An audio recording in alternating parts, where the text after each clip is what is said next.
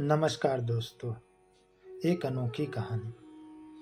सीमा को लगा कि घर में सब लोग चिंता कर रहे होंगे, लेकिन जब वह घर पहुंची तो किसी ने भी उससे कुछ नहीं पूछा, मानो किसी को पता ही नहीं कि आज उसे आने में देर हो गई है।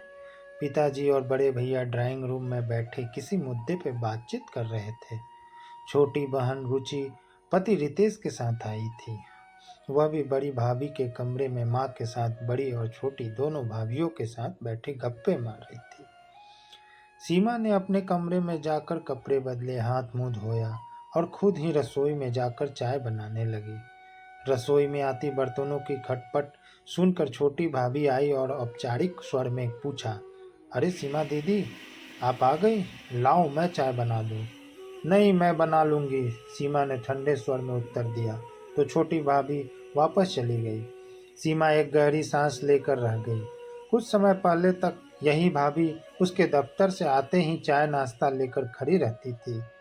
उसके पास बैठकर उससे दिन भर का हाल चाल पूछती थी, और अब सीमा के अंदर से हुक सी उठी। वह चाय का कप लेकर अपने कमरे में आ गई। अब चाय के हर घूंट के साथ सीमा को लग रहा था कि वह अपने ही घर में कितनी अकेली, कितनी अपेक्षित सी हो गई है। चाय पीते पीते सीमा का मन अतीत की गलियों में भटकने लगा। सीमा के पिताजी सरकारी स्कूल में अध्यापक थे। स्कूल के बाद ट्यूशन आदि करके उन्होंने अपने चारों बच्चों को जैसे तैसे पढ़ाया और बड़ा किया। चारों बच्चों में सीमा दूसरे नंबर पर थी। उससे बड़ा सुरेश और छोटा राकेश व रुचि था।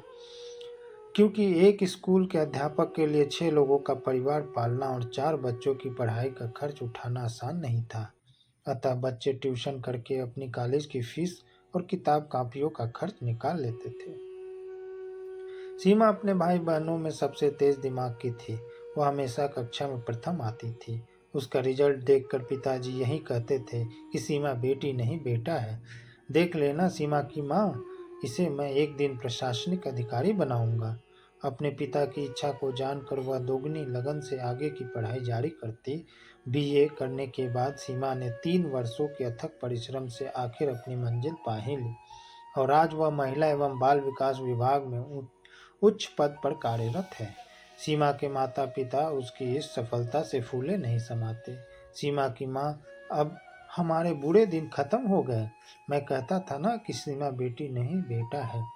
उसकी पीठ थपथपाते हुए जब पिताजी ने उसकी माँ से कहा तो वह गर्व से फूल गई थी। वह अपना पूरा वेतन माँ पिताजी को सौंप देती, अपने ऊपर बहुत कम खर्च करती। माँ पिताजी ने बहुत तकलीफें सहकर ही गृहस्थी चलाई थी, अतः वह चाहती थी कि अब वे दोनों आराम से रहे, घूमे फिरे। अक्सर वह दफ्तर से मिली गाड़ी में अपने परिवार के साथ बाहर घूमने जाती, उन्हें बाजार ले जाती। समय अपनी गति से आगे बढ़ता रहा। सुरेश और राकेश पढ़ लिख कर नौकरियों में लग गए थे। उनकी नौकरी के लिए भी सीमा को अपने पद, पहचान और पैसे का भरपूर इस्तेमाल करना पड़ा था। सीमा की सारी सहेलियों की शादी हो गई। जब भी उनमें से कोई सीमा से मिलती तो उसका पहला सवाल यही रहता, सीमा, तुम शादी कब कर रही हो? नौकरी तो करती रहोगी, लेकिन अब तुम्हें अपना घर जल्दी बसा लेना चाहिए। सुरेश का विवाह हुआ, फिर कुछ समय बाद राकेश का भी विवाह हुआ। तब भी माँ पिताजी ने उसके विवाह की सुध नहीं ली। समाज में और रिश्तेदारों में कानाफूसी होने लगी। रिश्तेदार जो भी सीमा के लिए ले कर आते, माँ पिताजी या सुरेश उन सब में कोई न कोई कमी निकाल कर उसे ठुकरा देते। इसी तरह समय बीतता रहा और घर में रुचि के विवाह की बात चलने लगी। लेकिन बड़ी बहन कुंवारी रहने के कारण छोटी के विवाह में अड़चन आने लगी। तभी सीमा के लिए अविनाश का रिश्ता आया। अविनाश भी उसी की तरह प्रशासनिक अधिकारी था। उसमें ऐसी कोई बात नहीं थी सीमा के घर वाले कोई कमी निकाल उसे ठुकरा पाते। रिश्तेदारों के दबाव के आगे झुककर आखिर बेमन से उन्हें सीमा की शादी अविनाश से करनी पड़ी। दोनों की शादी छोटी सी गृहस्थी मजे से चल रही थी। शादी के बाद भी सीमा अपनी आधी से ज्यादा तनख्वाह अपने माँ पिता को दे देती। एक ही शहर में रहने की वजह से अक्सर ही वह मायके चली आती। घर में खाना बनाने के लिए रसोइया था ही, इसीलिए वह अविनाश के लिए ज़्यादा चिंता भी नहीं करती थी। पर अविनाश को उसका यूं मायके वालों को सारा पैसा दे देना या हर समय वहां चला जाना अच्छा नहीं लगता था।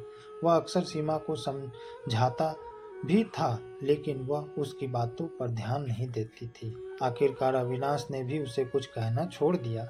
अतीत की यादों से सीमा बाहर निकली तो देखा कमरे में अंधेरा हो गया था, पर सीमा ने लाइट नहीं जलाई।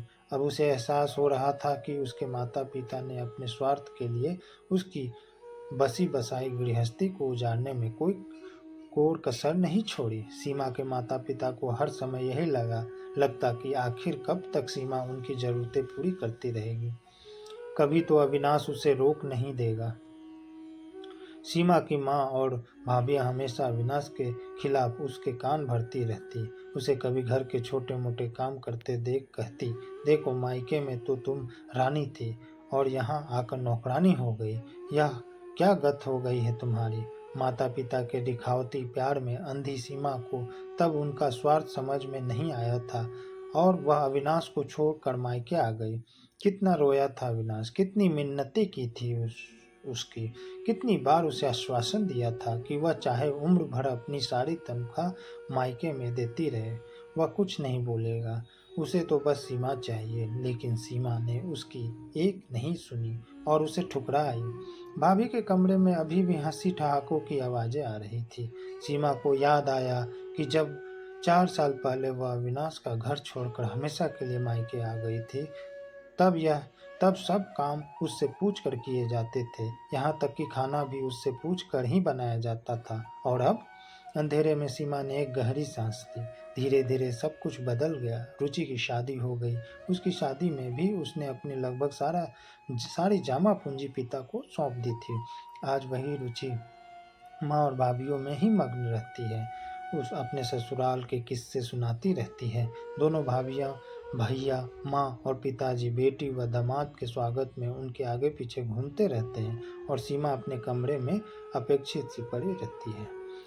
रुचि के नन्हे बच्चे को देखते ही उसके दिल में एक टीस सी उठती। आज उसका भी नन्हा सा बच्चा होता, पति होता, अपना घर होता। सीमा दीवार से सिर टिकाकर बैठ गई।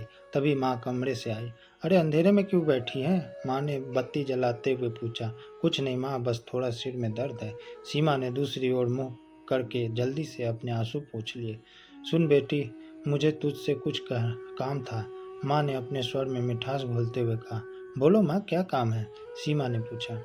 रुचि दिवाली पर मायके आई है तो मैं सोच रही थी कि उसे एक आध गहना बनवा दूं। दामाद और नन्हे के लिए भी कपड़े लेने हैं। तुम कल बैंक से 15,000 रुपये निकलवा लाना। कल शाम को ही बाजार जाकर गहने व कपड़े ले आएंगे। ठीक है, कल देखेंगे, सीमा ने तल्ख स्वर में कहा। सीमा ने माँ से कह तो दिया, पर उसका माथा भन्ना गया। 15,000 रुपये क्या कम होते हैं? कितने आराम से कह दिया निकलवाने को। इतने सालों से वह अपने पैसे से घर भर की इच्छाओं की पूर्ति करती आ रही है, लेकिन आज तक इन लोगों ने उसके लिए एक चुनरी तक नहीं खरीदी। माँ को रुचि के लिए गहने कपड़े खरीदने की चिंता है, लेकिन उसके लिए दिवाली पर कुछ भी खरीदना याद नहीं रहता। दूसरे दिन दफ्तर में सीमा का मन पूरे समय अविनाश के इर्द गिर्द घूमता रहा।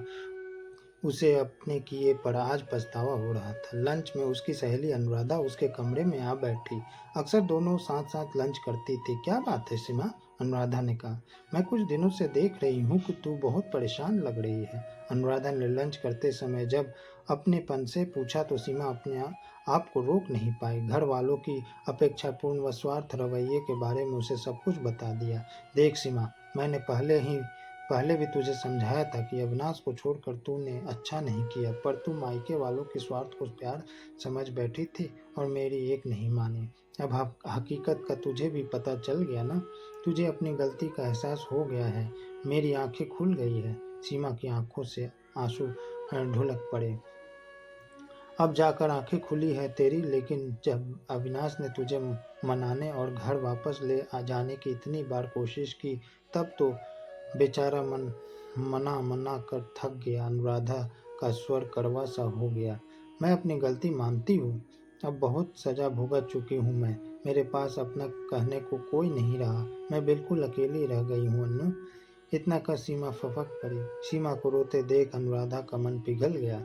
उसे चुप कराते हुए वह बोली, देख सीमा, अभी भी कुछ नहीं बिगड़ा है। हाँ, देर तो हो गई है, लेकिन इससे पहले कि और देर हो जाए तो अविनाश के पास वापस चली जा। तेरा पति होगा, अपना घर, अपना बच्चा, अपना परिवार होगा। अनुराधा ने उसके सिर पर हाथ फेरते हुए उसे समझाया। लेकिन क्या अविनाश मुझे माफ करके फिर से अपना लेगा? सीमा ने सुबकते हुए पूछा।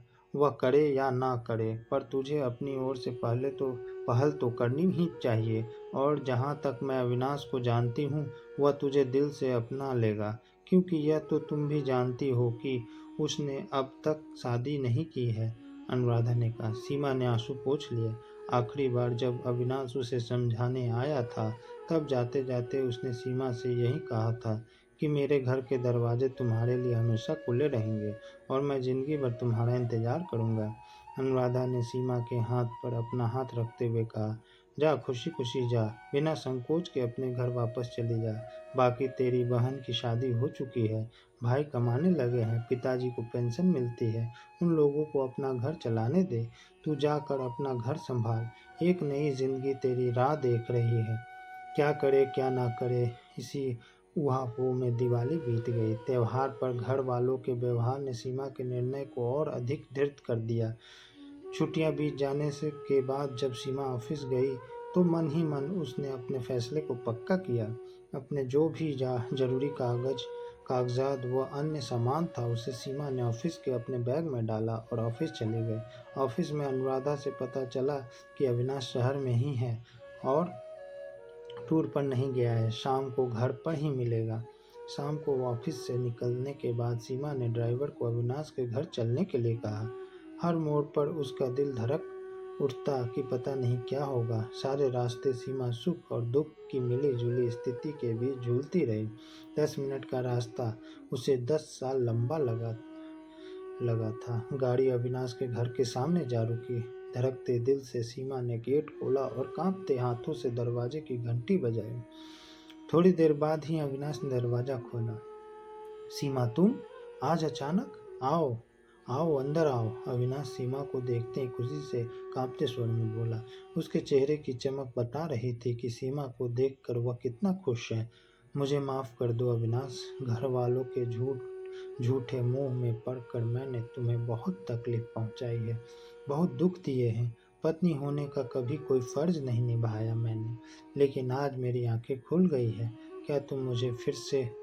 सीमा ने अपना बैग नीचे रखते हुए पूछा, तो आगे के शब्द आंसुओं की वजह से गले में ही फंस गए। नहीं नहीं सीमा, गलती सभी से हो जाती है। जो बीत गया उसे बुरा सपना समझकर भूल जाओ। यह घर और मैं आज भी तुम्हारे ही हैं। देखो, तुम्हारा घर आज भी वैसा का वैसा ही है। अविनाश ने सीमा को अपने सीने से लगा लिया। सीमा का जब सारा गुब्बार आंसुओं में बह गया, तो वह अविनाश से अलग होते हुए बोली, मैं अपने मायके वालों के प्रति अपना आखिरी कर्तव्य पूरा कराती हूँ। वह क्या सीमा? अविनाश ने आश्चर्य और आशंका से पूछा। उन्हें फोन तो कर दूं कि मैं अपने घर आ गई हूँ, वे मेरी चिंता न करें। सीमा ने हंसते हुए कहा, तो अविनाश भी हंसने लगा। हेलो, कौन? माँ? सीमा ने माइक के फोन लगाया तो इधर से माँ ने फोन उठाया। हाँ सीमा, तुम कहाँ हो? अभी तक घर क्यों नहीं पहुँची? माँ, मैं घर पहुँच गई हूँ, अपने घर, अविनाश के पास। यह क्या पागलपन है सीमा? यह सुनते ही सीमा की माँ बौखला गई। इस तरह से अचानक ही तुम? माँ और कुछ कहती इससे पहले ही सीमा ने फोन काट दिया। अपने नए जीवन की शुरुआत में वह किसी से उल्टा सीधा सुनकर अपना मूड खराब नहीं करना चाहती थी। उसे प्यास लगी थी। पानी पीने के लिए सीमा रसोई में गई तो देखा एक थाली में अविनाश दीपक सजा रहा है। यह क्या कर रहे हो अविनाश? सीमा ने कौतूहल से पूछा। दिए सजा रहा हूँ, अविनाश ने उत्तर दिया। लेकिन दिवाली तो बीत चुकी है। हाँ, लेकिन मेरे घर की लक्ष्मी तो आज आई है, तो मेरी दिवाली तो आज ही है, इसीलिए उसके स्वागत में दिए जला रहा हूँ। अविनाश ने सीमा की तरफ प्यार से देखते हुए कहा, तो सीमा का मन भर गया। अब वह पति पत्नी के इस अटूट स्नेह संबंध को हमेशा हृदय से लगा कर रखेगी। यह सोचकर वह भी दिए सजाने में अविनाश की मदद करने लगी। देर से ही सही, लेकिन आज उनके जीवन में प्यार और खुशहाली के दिए झिलमिला रहे थे। तो इसी के साथ ये कहानी समाप्त हुई दोस्तों। धन्यवाद।